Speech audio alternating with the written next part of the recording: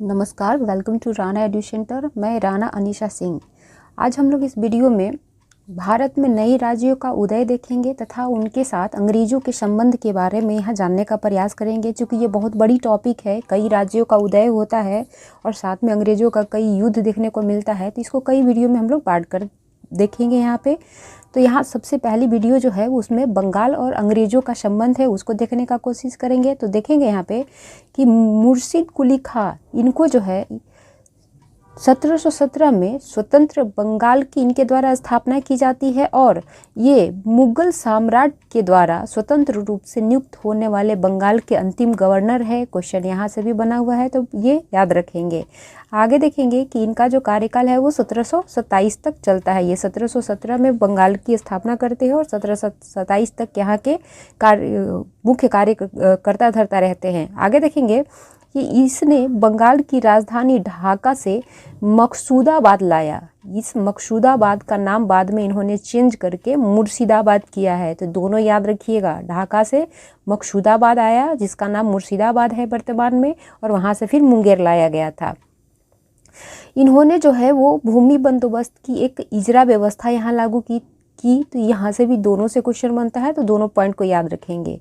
इनके बाद जो है वो सुजाउद्दीन कुछ ईयर्स के लिए यहाँ के नवाब बनते हैं। इनका कार्यकाल 1727 से 1739 तक है। कोई बहुत विशेष कार्य नहीं करते हैं, तो इनके बारे में इतना याद रखेंगे।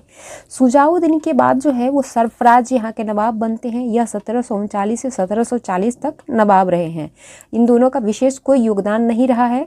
आगे बढ़ेंगे तो यहाँ देखेंगे नेक्स्ट अलीवर्दी खां। ये 1740 से 1756 तक बंगाल के नवाब के तौर पर काम करते हैं। इन्होंने एक सेंटेंस बोला था जो कि काफ़ी पॉपुलर हुआ और यहाँ से बार बार क्वेश्चन कई एग्जाम में देखने को मिलता है। इन्होंने कहा था कि यूरोपीय मधुमक्खी के छत्ता हैं, यदि उन्हें ना छेड़ा जाए तो वे शहद देंगे और यदि छेड़ा जाए तो काट काट कर मार देंगे। ये जो पर्सन है अलीवर्दी खां, शुरुआत में अंग्रेज़ों को जो है वो करोड़ों रुपया देते हैं ताकि ये स्वतंत्र रूप से बंगाल का शासन व्यवस्था संचालित करे। लेकिन जैसे ही इनका पकड़ जो है वो बंगाल के ऊपर बढ़ता है, ये अंग्रेज़ों को इग्नोर करने लगते हैं और उनको दिया जाने वाला जो वार्षिक पैसे थे उसको भी इन्होंने बंद कर दिया था। तो इस पॉइंट को भी याद रखेंगे। आगे देखेंगे कि इनके बाद जो है इनके नाती सिराजुद्दौला 1756 में बंगाल के नवाब बनते हैं। इनके कार्यकाल में 20 जून 1756 को ब्लैक होल यानी काल कोठरी की घटना होती है, जिसमें 146 अंग्रेजों को जो है वो 18 फीट लंबे तथा 14 फीट चौड़े एक कक्ष में बंद कर दिया जाता है। नेक्स्ट मॉर्निंग में जो है मात्र 23 व्यक्ति यहाँ पे जीवित मिलते हैं। बार बार क्वेश्चन यहाँ से बनता है, याद रखेंगे इसको। देखेंगे कि ये जो ब्लैक होल की घटना थी या इसको जो काल कोठरी हम लोग कहते हैं, इसका वर्णन जेड हॉलवेल के द्वारा किया गया था। तो यहाँ से भी क्वेश्चन ऑलरेडी बन रखा है, तो याद रखेंगे।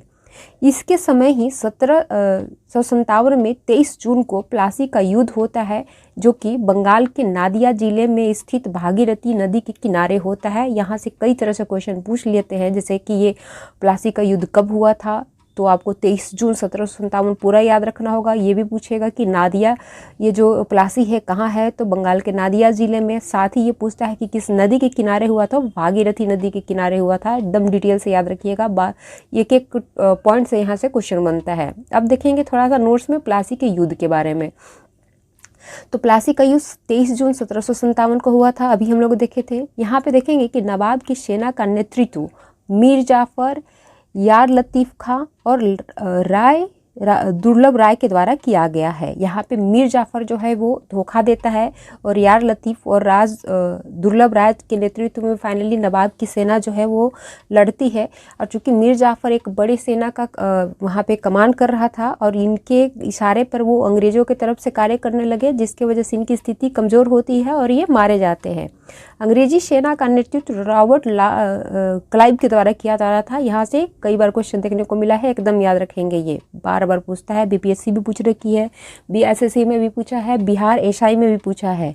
मीर जाफर के पुत्र हैं मीरन। इनके कहने पर मोहम्मद बेग के द्वारा सिराजुद्दौला को वहीं प्लासी के मैदान में ही मार दिया जाता है, हत्या कर दिया जाता है।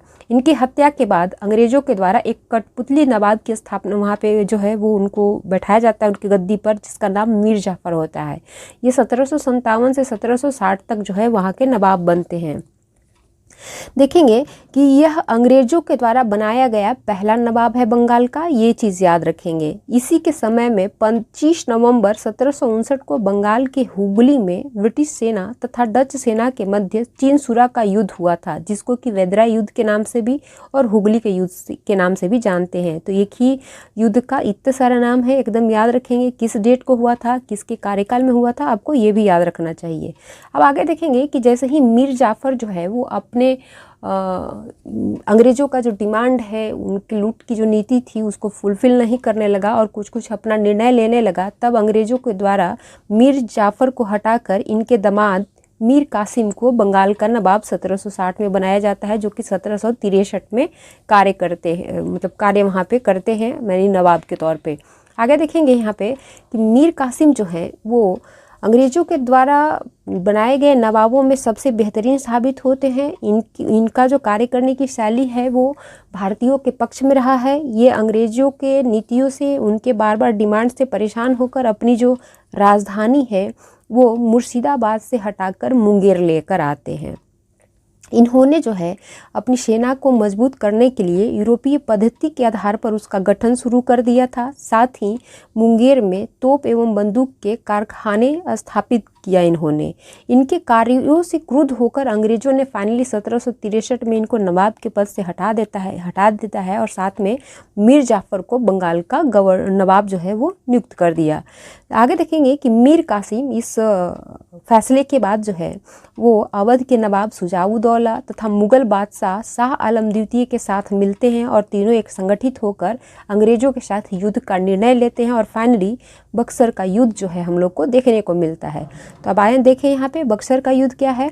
तो बिहार के बक्सर जिला में वहाँ के मैदान में 22 अक्टूबर 1764 को जो है वो एक युद्ध होता है ये अंग्रेज़ों के बीच और मीर कासिम, अवध के नवाब शुजाउद्दौला तथा मुगल बादशाह शाह आलम के मध्य यहाँ पे आपको लड़ाई देखने को मिलेगा। यहाँ पे इस युद्ध में अंग्रेजी सेना का नेतृत्व हेक्टर मुनरो के द्वारा किया गया था। एकदम याद रखेंगे, मैचिंग में पूछता है प्लासी का युद्ध का नेतृत्व क्लाइव के द्वारा और ये बक्सर युद्ध का नेतृत्व हेक्टर मुनरो के द्वारा किया गया था। ये दोनों रिपीट होते रहते हैं बार बार। अच्छे आपको यूपीएससी में भी ये देखने को मिल जाएगा, बीपीएससी, यूपीपीसीएस सब कहीं ना कहीं आपको ये देखने को मिलेगा ही मिलेगा। यहाँ पे देखेंगे कि जब ये बक्सर का युद्ध हो रहा था तो उस समय बंगाल के जो हैं वो गवर्नर कौन थे, तो वो बेंसीटार्ड थे, याद रखेंगे। इस युद्ध के बाद यह तय हो गया कि अब फाइनली अब अंग्रेज़ जो है वो भारत को छोड़कर नहीं जाने वाले हैं, यानी कि अंग्रेज़ों की जो शक्ति है उसका स्थापना फाइनली भारत में हो जाता है। कब, तो बक्सर युद्ध के बाद। और अंग्रेज़ जो हैं वो अपना प्रथम मतलब यहाँ पे जो शासन है या शक्ति है स्थापित किया था किससे, तो प्लासी के युद्ध में। वो पहली जीत थी भारत में, इसलिए वहाँ से उसकी शुरुआत होती है और बक्सर का युद्ध यहाँ पे ये निर्णय दे देता है कि अब जो अंग्रेज हैं वो भारत को छोड़कर नहीं जाने वाले हैं। देखेंगे कि बक्सर के युद्ध के बाद इलाहाबाद की 2 संधियाँ होती है, एमबीबीआई है, बार बार क्वेश्चन यहाँ से रिपीट होता है। तो पहला जो संधि है इलाहाबाद की वो 12 अगस्त 1765 को हुई है, ये डेट आपको याद रखना होगा। ये जो संधि हुई थी वो मुगल बादशाह तथा अंग्रेजों के मध्य हुई थी। बादशाह इस संधि के द्वारा बंगाल, बिहार तथा उड़ीसा की दीवानी कंपनी को दे देता है, जिसके एवज में अंग्रेजी कंपनी के द्वारा सम्राट को 26 लाख यहाँ पे रुपया जो है वो भुगतान किया जाता है। एकदम याद रखेंगे, क्वेश्चन बनता है कितना, 26 लाख रुपया। साथ ही निजामत व्यय के रूप में कंपनी के द्वारा बादशाह को 53 लाख रुपए का भी भुगतान यहाँ पे किया जाता है। यहाँ पे देखेंगे कि इस प्रथम संधि के द्वारा अवध का क्षेत्र अंग्रेजों को पूरी तरह से दे दिया जाता है। दूसरी संधि जो हुई है इलाहाबाद की वो 16 अगस्त 1765 को हुई है। यह अवध के नवाब तथा अंग्रेजों के मध्य हुई थी। अवध के नवाब जो हैं यहाँ पे बक्सर युद्ध में भाग लेने के कारण जुर्माना देते हैं, जो कि 50 लाख रुपए का होता है। इलाहाबाद के संधि के द्वारा ये जो द्वितीय संधि हुई उसमें इलाहाबाद तथा कड़ा क्षेत्र को छोड़कर अवध के जितने भी शेष क्षेत्र थे वो लौटा दिया जाता है नवाबों को। याद रखेंगे, पहली संधि के द्वारा अवध का पूरा क्षेत्र जो है वो अंग्रेजों को दे दिया जाता है, लेकिन दूसरी संधि के द्वारा इलाहाबाद और कड़ा का क्षेत्र अंग्रेजों के पास रह जाती है, लेकिन शेष जो अवध का क्षेत्र है वो नवाबों को दे दिया जाता है। साथ ही यहाँ पे देखेंगे कि इस दूसरे संधि के माध्यम से नवाबों के खर्च पर अवध में अंग्रेजी सेना रखने का भी समझौता किया गया है। कुछ यहाँ पे नोट्स हम लोग देखेंगे कि इलाहाबाद के संधि के समय बंगाल का गवर्नर रॉबर्ट क्लाइव था। इसने बंगाल में द्वैध शासन की शुरुआत की, जो कि 1765 में होता है, और ये क्वेश्चन बीपीएससी भी पूछ रखी है। 1772 में वारेन हेस्टिंग के द्वारा द्वैध शासन की समाप्ति कर दी गई है। ये क्वेश्चन भी बीपीएससी पीटी में पूछा जा चुका है, प्रीवियस ईयर में देखेंगे तो ये दोनों आपको पॉइंट मिलेंगे। आगे देखेंगे कि अंग्रेजों ने अपनी दीवानी कार्य के लिए बिहार में सीताब राय, बंगाल में मोहम्मद रजा खान और उड़ीसा में दुर्लभ राय को उपदीवान नियुक्त किया है। यहाँ से भी BPSC, UPPCS, JPSC, Uttarakhand PCS, मतलब सब जगह ये करीब करीब जो फैक्ट्स है वो पूछा जा चुका है। देखेंगे कि इतिहासकार हैं हमारे के.एम. पन्नीकर, इन्होंने कहा है, इनका कथन है कि 1765 से 1772 तक कंपनी ने बंगाल में डाकुओं का राज्य स्थापित कर दिया है। चूँकि कथन से भी बार बार क्वेश्चन पूछे जाते हैं और बीपीएससी में भी पूछा जाता है, तो इस कथन को याद रखिएगा, इंपॉर्टेंट कथन है, नहीं तो ये आपका मेंस में भी ये कथन काम देगा जब इससे संबंधित क्वेश्चन पूछ लेगा। आगे देखेंगे कि 1765 के संधि के द्वारा बंगाल की जो मतलब बंगाल का जो क्षेत्र है वो अंग्रेजों को जब दे दिया जाता है, तो सीलहट जो बंगाल में स्थित है, यहाँ से जयंतिया और गारो पहाड़ी जो कि आसाम में है, वहाँ तक जोड़ने के लिए सड़क का निर्माण कार्य जो है वो अंग्रेजों के द्वारा शुरू किया जाता है। इसी निर्माण कार्य के दौरान जब जनजाति जो है वो अपने क्षेत्र में दखल देना जब देखते हैं कि अंग्रेज उनके क्षेत्र में दखल दे रहे हैं, तब तीरथ सिंह के नेतृत्व में खासी जनजाति जो है वो विद्रोह कर देते हैं। तो यहाँ से एक चीज़ याद रखेंगे, ये पूछेगा कि खासी जनजाति किसके नेतृत्व में विद्रोह किए थे, किसके विरुद्ध किए थे। साथ ही ये भी पूछता है कि जो अंग्रेज हैं सबसे पहले किस जनजाति के संपर्क में आए थे, तो यही खासी जनजाति के संपर्क में ये सबसे पहले भारत में आए थे, याद रखेंगे। तो आज ये रहा हमारा इम्पोर्टेंट फैक्ट्स। आगे इसी पे आधारित हम लोग कुछ क्वेश्चन यहाँ पे देखेंगे। तो पहला क्वेश्चन है कि कौन सा युद्ध भारत में ब्रिटिश प्रभुत्व को प्रारंभ किया। एमपीपीसीएस में ऑलरेडी ये पूछा जा चुका है, तो ये है प्लासी का युद्ध। पहली जीत भारत में अंग्रेजों की थी प्लासी का युद्ध, जो कि 1757 में हुआ था। तो ये जो है वो ब्रिटिश प्रभुत्व का शुरुआत यहाँ से माना जाता है। साथ ही यहाँ पे क्वेश्चन है, यूपीपीसीएस में पूछा गया है कि किस युद्ध ने अंग्रेजों के प्रभुत्व को भारत में स्थापित किया।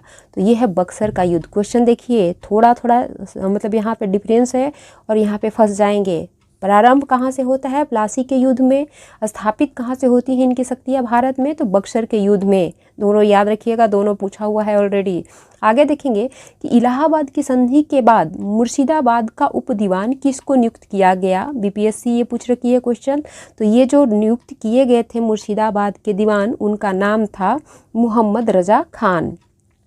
मुगल बादशाह के द्वारा किस तिथि को अंग्रेजी कंपनी को बंगाल, बिहार और उड़ीसा की दीवानी प्रदान की जाती है। बीपीएससी पीटी में पूछा जा चुका है। तो ये जो दीवानी जो है इनको प्राप्त होती है वो कब होती है, तो ये जो है वो 12 अगस्त 1765 को इलाहाबाद की प्रथम संधि के द्वारा प्रदान की जाती है। बक्सर युद्ध के समय दिल्ली का शासक कौन था, ये एमपीपीसीएस में पूछा गया है। तो बक्सर के युद्ध के समय दिल्ली यानी मुगल सम्राट जो था वो शाह आलम द्वितीय था। प्लासी का युद्ध कब हुआ है, ये करीब करीब सभी एग्जाम में आपको देखने को मिलेगा, चाहे रेलवे हो, एसएससी हो, बैंकिंग में नहीं, बीपीएससी है, एमपीपीसीएस है, यूकेपीसीएस है, जेपीएससी, सब में आपको ये देखने को मिल जाएगा। तो प्लासी का युद्ध 1757 में हुआ था। आगे देखेंगे 7वां क्वेश्चन है कि किसने अपनी राजधानी मुर्शिदाबाद से मुंगेर स्थानांतरित किया था। तो यूपीपीसीएस, यूपीएससी में भी ये डायरेक्ट क्वेश्चन था। तो ये जो मुंगेर लाने वाले जो पर्सन थे वो थे मीर कासिम। सिराजुद्दौला किस युद्ध में रॉबर्ट क्लाइव के द्वारा परास्त हुआ, ये यूपीपीसीएस में पूछा गया है। तो ये जो है हारे थे प्लासी के युद्ध में। प्लासी के युद्ध में सिराजुद्दौला और ब्रिटिश कंपनी के बीच युद्ध हुआ था रॉबर्ट क्लाइव के नेतृत्व में, तो वहीं पे इन्होंने पराजय झेला था। आगे देखेंगे 9वां क्वेश्चन है कि निम्न में से कौन सा मुगल बादशाह के द्वारा नियुक्त बंगाल का अंतिम गवर्नर था? तो ये थे मुर्शिद कुली खान। बक्सर के युद्ध के समय बंगाल का नवाब कौन था? ये भी यूपीपीसीएस में पूछा हुआ है। तो बक्सर के युद्ध के समय बंगाल का नवाब मीर जाफर था, क्योंकि मीर कासिम को हटाने के बाद मीर जाफर को बंगाल का नवाब बनाया गया था। उसके जब इनको हटा दिया गया था तब ये संगठित होकर, ये जो मुगल बादशाह हैं और अवध के जो नवाब हैं उनके साथ संगठित होकर बक्सर के युद्ध का तैयारी करते हैं और ये अंग्रेजी सेना के साथ बक्सर की युद्ध होती है। चलिए, ये रहा आज का हमारा फैक्ट्स और उस पर आधारित कुछ क्वेश्चन।